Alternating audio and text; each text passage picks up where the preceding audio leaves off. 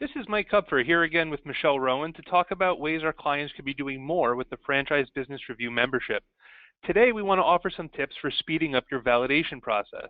Having great franchisee satisfaction is a great first step, but knowing how to best leverage that information is also very important. So Michelle, what's the typical process for validation and what benefits do FBR members have? So I think traditionally the development person meets with the candidate, takes them through their process, and at some point gives them the FDD and says, go through and call the franchisees that are listed here. What we found is that candidates have a hard time connecting with franchisees and getting calls back. And if your brand is aggressively growing, I think a lot of current franchisees are complaining that they're spending all their time trying to respond to these validation calls, and they're also trying to run their business. So while we're definitely not recommending that we replace those validation calls, the idea is using this tool will give your candidates a lot of data to keep them engaged with the brand and keep them excited while they're playing phone tag or emailing with your current franchisees to actually connect.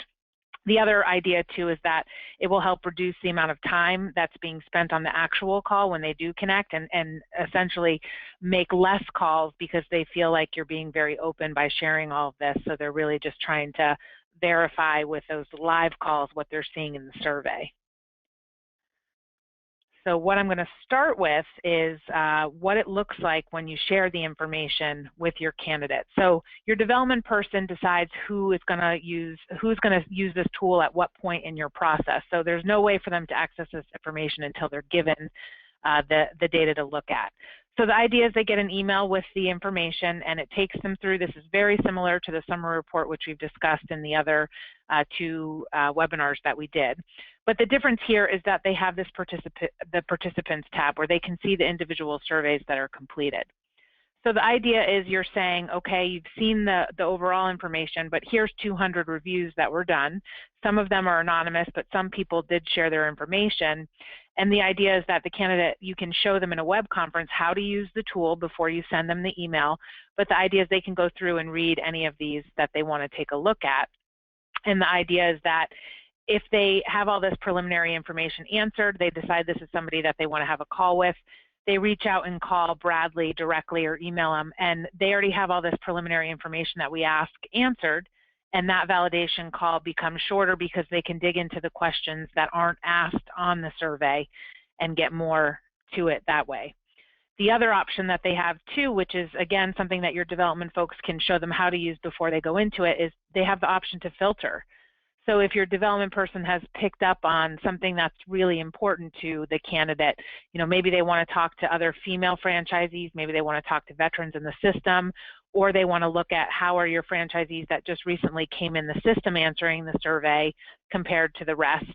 You can show them how to use the filter tool. So I just chose one. I'm looking at what the new franchisees are saying. And when I apply it, it limits the 200 down to 44 franchisees who answered the survey and fit that criteria. So once you show them how to use it, then you can send them their invite so they can go in and do the filtering any way that they want to do it. Great. So Michelle, when they look at a franchisee's responses to our survey, does that include the write-in comments? It actually does. So that's a great point. So the summary report, again, we shared that in the previous two topics that we covered, was sharing the summary report and bringing candidates back. That doesn't show any of the individual reviews, but here where we're seeing the individual reviews, if they provided open-ended text here, the candidate has the opportunity to go through and read that. And I think that can be very powerful, and it's probably scary to some franchisors, but I do think that it's important to share this information with the candidates as they're looking at to make the calls and connect with the franchisees to see what they're saying. So even though most franchisors are going to have some amount of negative feedback in their results, you would still recommend that they include that? I do. I really think that it shows transparency within the system, and it's showing them that this is realistic data. There's no franchise system out there that's going to have 100% of happy franchise owners with every aspect of the business and the relationship that they have.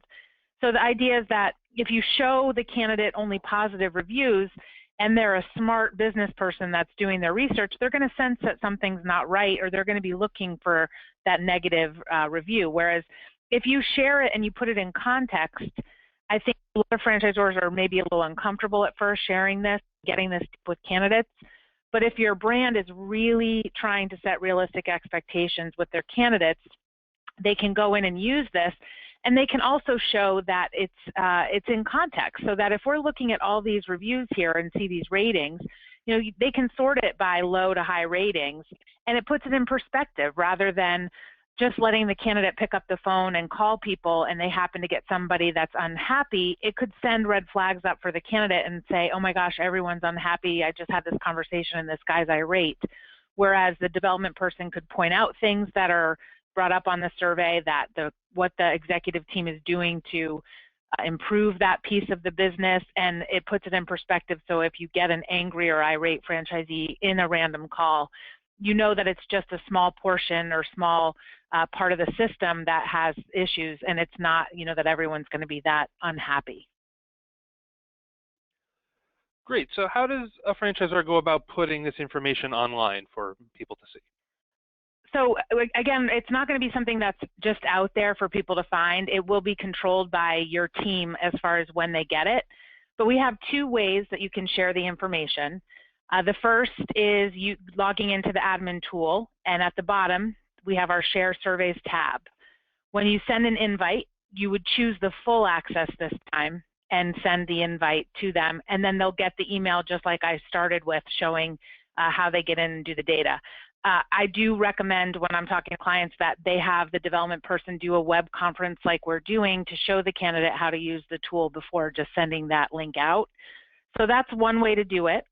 The second way to do it is that we can give you one link that allows you to share the full survey results. One of it is to just let them in and see it once you've had that web conference with them. The other is to make them log in, and that way you can track it back in that invite tool that's in the online piece of it when it goes out. Great. And all of this is included as part of the FBR membership service? Yes, so this is part of the membership, the quarterly fee, and if you are a member and don't have these links or have your login information to get into the admin tool to send invites, you can just reach out to us and we'll get you set up. And if you're not an FBR member and want to talk more with us on how to do it, we can also do that. So all you need to do is reach out to us by phone or email, and we'll get you started.